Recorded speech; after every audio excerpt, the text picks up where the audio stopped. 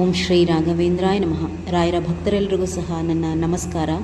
ಇಂದಿನ ವಿಡಿಯೋನಲ್ಲಿ ಹೆಣ್ಣು ಮಕ್ಕಳು ಯಾವ ರೀತಿ ಇದ್ದರೆ ರಾಯರ ಮೆಚ್ಚುಗೆಗೆ ಪಾತ್ರರಾಗ್ತೀರಾ, ನೀವು ಯಾವ ರೀತಿ ಇದ್ದಾಗ ಮನೆಯಲ್ಲಿ ನಡೆದುಕೊಂಡಾಗ ಮನೆ ದಿನೇ ದಿನೇ ಅಭಿವೃದ್ಧಿಯತ್ತ ಸಾಗ್ತಾ ಹೋಗಿ ರಾಯರ ಪ್ರೀತಿಗೂ ಸಹ ನೀವು ದಿನೇ ದಿನೇ ಹೆಚ್ಚಿನದಾಗಿ ಪಾತ್ರರಾಗ್ತಾ ಹೋಗ್ತೀರಾ. ಕೇಳಿ ಇದನ್ನು. ಮನೆಯ ಹೆಣ್ಣು ಮಕ್ಕಳು ಮನೆಯಲ್ಲಿ ಹರಿದಂತಹ ಶಾಸ್ತ್ರಸಮ್ಮತವಲ್ಲದಂತಹ ಉಡುಪುಗಳನ್ನ ಹಾಕುವಂಥದ್ದನ್ನು ದಯವಿಟ್ಟು ಬಿಡಿ.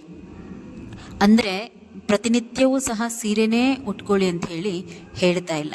ಬೇರೆಯವರು ನಮ್ಮನ್ನು ನೋಡಿದಾಗ ಅಸಭ್ಯ ದೃಷ್ಟಿಯಲ್ಲಿ ನಮ್ಮ ಉಡುಪು ಇರಬಾರ್ದು. ನಮ್ಮ ಘನತೆಗೆ ನಾವು ಧರಿಸುವಂತಹ ಬಟ್ಟೆ ಧಕ್ಕೆ ತರಬಾರ್ದು. ಅಂತಂದರೆ ನಾವು ಹೆಣ್ಣುಮಕ್ಕಳು ಯಾವ ರೀತಿ ಇದ್ದಾಗ ನಾವು ಕಂಫರ್ಟ್ ಆಗಿರ್ತೀವಿ ಅನ್ನುವಂಥದ್ದು ಪ್ರತಿಯೊಂದು ಹೆಣ್ಮಗುಗೂ ಸಹ ಗೊತ್ತಿದೆ. ಅವರಿವರು ಮಾಡ್ತಾರೆ ಅಂತ ಹೇಳಿ ನಾವು ಮಾಡಲಿಕ್ಕೆ ಹೋಗಿ ನಮ್ಮ ಮನೆಯವರು ಮುಜುಗರಕ್ಕೆ ಒಳಗಾಗುವಂತಹ ಅಥವಾ ನಾವು ಬೇರೆಯವರ ದೃಷ್ಟಿನಲ್ಲಿ ಕೀಳಾಗುವಂತಹ ಉಡುಪುಗಳು ಬೇಡ. ರಾಯರು ಖಂಡಿತವಾಗಿ ಇದನ್ನು ಒಪ್ಪೋದಿಲ್ಲ. ಪ್ರತಿಯೊಬ್ಬ ಹೆಣ್ಣುಮಗಳು ಸಹ ಆ ಮನೆಯಲ್ಲಿ ಲಕ್ಷ್ಮೀ ಸ್ವರೂಪ. ಒಂದು ಮನೆ ಏಳಿಗೆ ಆಗೋದು ಅಥವಾ ನಶಿಸಿ ಹೋಗೋದು ಎರಡಕ್ಕೂ ಸಹ ಆ ಮನೆ ಗೃಹಿಣಿಯೇ ಕಾರಣ. ಯಾವುದೇ ದೇವಾಲಯಕ್ಕೆ ಹೋದಾಗ ಆದಷ್ಟು ಸಾಂಪ್ರದಾಯಿಕವಾದಂತಹ ಉಡುಗೆನಲ್ಲೇ ಹೋಗಿ ಸೀರೆ, ಬಳೆ, ಅರಿಶಿಣ, ಕುಂಕುಮ ಇದೆಲ್ಲವನ್ನೂ ಸಹ ತೊಟ್ಟು ಹೋದಾಗಲೇ ನಿಮಗೆ ಯಾವುದೇ ದೈವದ ದರ್ಶನವಾಗಲಿ ಸಂಪೂರ್ಣ ಫಲ ದೊರೆಯುವಂತಹದ್ದು. ರಾಯರ ಪೂಜೆ ಪುನಸ್ಕಾರ ವ್ರತಗಳನ್ನು ಮಾಡುವಾಗಲೂ ಸಹ ಆದಷ್ಟು ಮದುವೆ ಆಗಿರುವಂತಹ ಹೆಣ್ಮಕ್ಳು ಸೀರೆ, ಆಗಿಲ್ಲದೆ ಇರುವಂತಹ ಹೆಣ್ಮಕ್ಳು ಸಾಂಪ್ರದಾಯಿಕ ಉಡುಗೆನಲ್ಲಿ ಪೂಜೆಗಳನ್ನ ಮಾಡಿ. ಮತ್ತು ಬೆಳಗ್ಗೆ ಬೇಗ ಎದ್ದು ಪ್ರತಿನಿತ್ಯವೂ ಸಹ ಮನೆಯ ಗೃಹಿಣಿಯಾದಂಥವಳು ಮನೆಯನ್ನು ಶುಚಿ ಮಾಡಿಕೊಂಡು ಮನೆಯಲ್ಲಿ ದೀಪ ಹಚ್ಚುವಂತಹದ್ದನ್ನು ಅಭ್ಯಾಸ ಮಾಡ್ಕೋಬೇಕು. 8 ಗಂಟೆಯ ಒಳಗೆ ಪ್ರತಿನಿತ್ಯ ಪೂಜೆ ಮಾಡಿ ಮುಗಿಸುವಂತಹದ್ದು ಅತ್ಯಂತ ಶುಭ. ನೀವು ಪ್ರತಿನಿತ್ಯ ಇದನ್ನು ಮಾಡ್ತಾ ಹೋಗಿ ಕೆಲವೊಂದು ದಿನಗಳಲ್ಲೇ ನಿಮ್ಮ ಮನೆಯ ಸದಸ್ಯರಲ್ಲಾಗುವಂತಹ ಬದಲಾವಣೆ, ಮನೆಯ ಕಷ್ಟಗಳು ಕಳೆಯುವಂತಹದ್ದು ನಿಮ್ಮ ಗಮನಕ್ಕೇ ಖಂಡಿತ ಬರುತ್ತೆ. ಇನ್ನು ಸಂಜೆ 5 ಗಂಟೆ ಆಗ್ತಿದ್ದಂಗೆ ಮನೆ ಅಂಗಳವನ್ನು ಕಸವನ್ನು ಗುಡಿಸಿ ತುಳಸಿ ಮುಂದೆ ಒಂದು ಸಣ್ಣ ದೀಪವನ್ನು ಅಂಟಿಸಿ. ಇದು ಹೊರಗೆ ಇರುವಂತಹ ನಿಮ್ಮ ಗಂಡ ಮಕ್ಕಳಿಗೆ ಶ್ರೀರಕ್ಷೆಯಾಗಿ ಕಾರ್ಯನಿರ್ವಹಿಸುತ್ತೆ. ಮನೆಯಲ್ಲಿರುವಂತಹ ಹೆಣ್ಮಕ್ಳು ಸಣ್ಣ ಸಣ್ಣ ಕಾರಣಕ್ಕೆ ಅಳುವಂತಹದ್ದು, ಊಟವನ್ನು ಬಿಟ್ಟು ಮಲಗುವಂತಹದ್ದು, ಸಣ್ಣದನ್ನೇ ದೊಡ್ಡ ಮಾಡಿ ಮನೆಯವರೊಟ್ಟಿಗೆ ಮಾತು ಬಿಡುವಂಥದ್ದು ಇದೆಲ್ಲವನ್ನು ಮಾಡಲಿಕ್ಕೆ ಹೋಗಬೇಡಿ. ಮನೆ ಅಂತಂದಮೇಲೆ ಸಮಯ ಸಂದರ್ಭ ಕೆಲವೊಂದು ಬರುತ್ತೆ ಹೋಗುತ್ತೆ. ಅದನ್ನೇ ದೊಡ್ಡದು ಮಾಡಿ ಯಾವಾಗಲೂ ಅಳುವಂತಹದ್ದು, ದೇವರ ಮೇಲೆ ಮುನಿಸ್ಕೊಂಡು ದೇವರಿಗೆ ದೀಪ ಹಚ್ಚದಲ್ಲೇ ಇರುವಂತಹದ್ದು, ಊಟ ಮಾಡ್ದಲ್ಲೇ ಇರುವಂತಹದ್ದು ಇದೆಲ್ಲವನ್ನು ಮಾಡಿದಾಗ ಅಲ್ಲಿ ಕಷ್ಟ ಆಗುತ್ತೆ, ಮನೆಯಲ್ಲಿ ಕಷ್ಟ ಆಗುತ್ತೆ. ಮನೆಯ ಸದಸ್ಯರೆಲ್ಲರೂ ಸಹ ನಗ್ನಗ್ತಾ ಇದ್ದಾಗಲೇ ದೇವಾನುದೇವತೆಗಳಿಗೂ ಸಹ ಆ ಮನೆಯ ಒಳಗೆ ಹೋಗುವಂಥದ್ದು ಇಷ್ಟವಾಗುವಂಥದ್ದು. ಅಂತಂದರೆ ಎಲ್ಲರೂ ಸಹ ನಗ್ನಗ್ತಾ ಇದ್ದು ದೇವಾನುದೇವತೆಗಳ ಪೂಜೆ ಮಾಡಿದಾಗ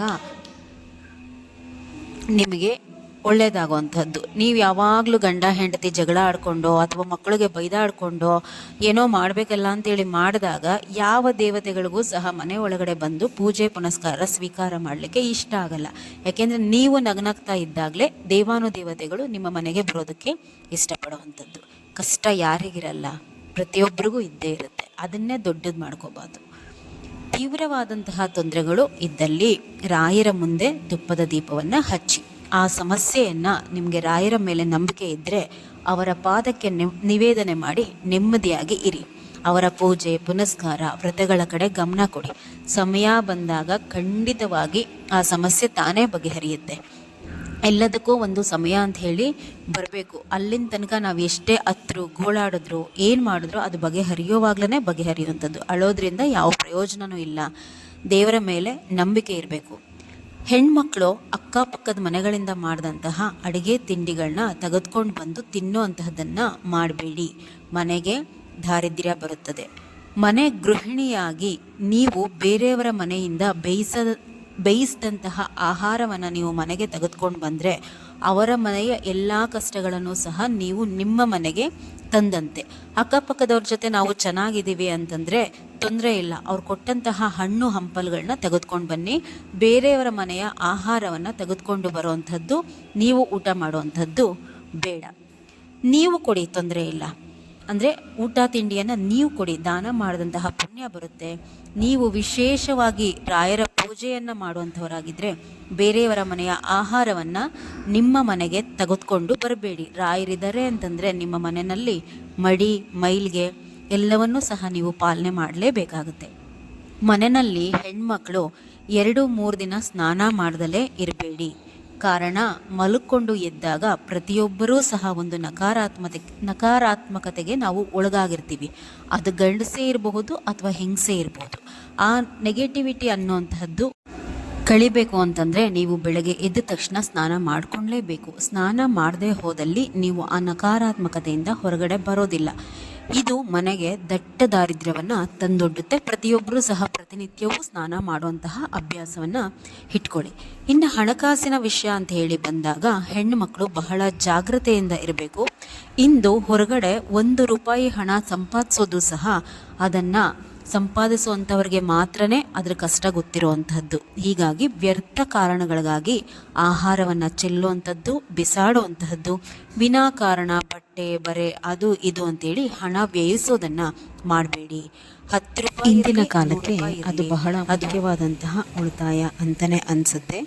ನಿಮಗೆ ಸ್ವಲ್ಪ ಹೆಚ್ಚಿನದಾಗಿ ಹಣ ಮನೆಯಲ್ಲಿ ಕೂಡಿಡ್ತಾ ಹೋಗಬೇಕು ಅನ್ನುವಂತಹ ಆಸೆ ಇದ್ದರೆ ಅಡುಗೆ ಮನೆಯಲ್ಲಿ ಸಾಸಿವೆ ಡಬ್ಬದಲ್ಲಿ ಹಣವನ್ನು ಇರಿಸ್ತಾ ಹೋಗಿ, ಅದು ಒಳ್ಳೆಯದಾಗುತ್ತೆ. ಮುಸ್ಸಂಜೆ ಸಮಯದಲ್ಲಿ ಕಣ್ಣೀರು ಹಾಕುವಂಥದ್ದು, ಗಂಡ ಮಕ್ಕಳಿಗೆ ಶಾಪ ಹಾಕುವಂಥದ್ದು ಮಾಡಬೇಡಿ. ಇನ್ನು ರಾಯರ ವಿಚಾರಕ್ಕೆ ಬಂದು ಅವರ ಅನುಗ್ರಹಕ್ಕೆ ಹೆಚ್ಚಿನದಾಗಿ ನೀವು ಪಾತ್ರರಾಗಬೇಕು ಅನ್ನುವಂತಹ ಆಸೆ ಇದ್ದರೆ ಅವರ ಪೂಜೆ ಪುನಸ್ಕಾರವನ್ನು ಹೆಚ್ಚು ಮಾಡ್ತಾ ಹೋಗಿ. ಅಷ್ಟೋತ್ರ ಓಂ ಶ್ರೀ ರಾಘವೇಂದ್ರಾಯ ನಮಃ ಅನ್ನುವಂತಹ ಸ್ತೋತ್ರ ಹೇಳ್ಕೊಡಿ. ಮತ್ತು ಅಕ್ಷರ ಮಾರಿಕ ಸ್ತೋತ್ರವನ್ನು ಹೇಳ್ಕೊಳ್ಳಿ. ಅಷ್ಟೇ ಸಾಕು. ಹೆಣ್ಮಕ್ಳು ಅಭಿಷೇಕ ಮಾಡಬಾರ್ದು, ಗುರುಸ್ತೋತ್ರವನ್ನು ಹೇಳ್ಕೊಳ್ಬಾರ್ದು. ಅದಕ್ಕೆ ಕಾರಣ ಇದೆ. ಯತಿಗಳನ್ನ ಹೆಣ್ಮಕ್ಳು ಮುಟ್ಟೋದಾಗಲಿ ಅಭಿಷೇಕವನ್ನೇ ಮಾಡೋದಾಗಲಿ ಮಾಡಿದಾಗ ಅವರಿಗೆ ಅಂದರೆ ಯತಿಗಳಿಗೆ ಸ್ತ್ರೀ ದೋಷ ಪ್ರಾಪ್ತಿಯಾಗುತ್ತೆ. ಈ ದೋಷವನ್ನು ಅವರು ಸ್ವೀಕಾರ ಮಾಡದಲೇ ಹೋದಾಗ ಹೆಣ್ಣು ಮಕ್ಕಳಾದಂತಹ ನಮಗೆ ಯತಿಗಳನ್ನು ಸ್ಪರ್ಶಿಸಿದಂತಹ ಪಾಪ ಜನ್ಮಾಂತರಕ್ಕೆ ಪ್ರಾಪ್ತಿಯಾಗುತ್ತೆ. ಹೀಗಾಗಿಯೇ ರಾಯರಿಗೆ ಅಭಿಷೇಕವನ್ನು ಮಾಡಬಾರ್ದು. ಮನೆಯಲ್ಲಿರುವಂತಹ ಗಂಡಸರ ಕೈಲಿ ಮಾಡಿಸಿ ಅಭಿಷೇಕ ಒಂದನ್ನು ಮಾತ್ರ. ಇಲ್ಲ ಅಂತಂದರೆ ಸಣ್ಣ ಗಂಡು ಮಕ್ಕಳಿದ್ದರೆ ಅವರ ಕೈಯನ್ನು ಹಿಡಿದು ನೀವು ಅಭಿಷೇಕವನ್ನು ಮಾಡಿಸಿ. ರಾಯರ ವಿಚಾರದಲ್ಲಿ ತಿಳ್ಕೊಳ್ಳೋ ಅಂತಹದ್ದು ಇವೆಲ್ಲವನ್ನು ಬಹಳ ಮುಖ್ಯ. ಅಭಿಷೇಕ ಮಾಡಬಾರ್ದು ಯಾಕೆ? ಅರಿಶಿನ ಕುಂಕುಮ ಹಚ್ಚಬಾರ್ದು ಯಾಕೆ? ರಾಯರಿಗೆ ಗೆಜ್ಜೆ ವಸ್ತ್ರ ಹಾಕಬಾರ್ದು ಯಾಕೆ? ಗುರುಸ್ತೋತ್ರ ಹೇಳ್ಕೊಳ್ಬಾರ್ದು ಯಾಕೆ? ಪ್ರತಿಯೊಂದಕ್ಕೂ ಕಾರಣ ಇದೆ.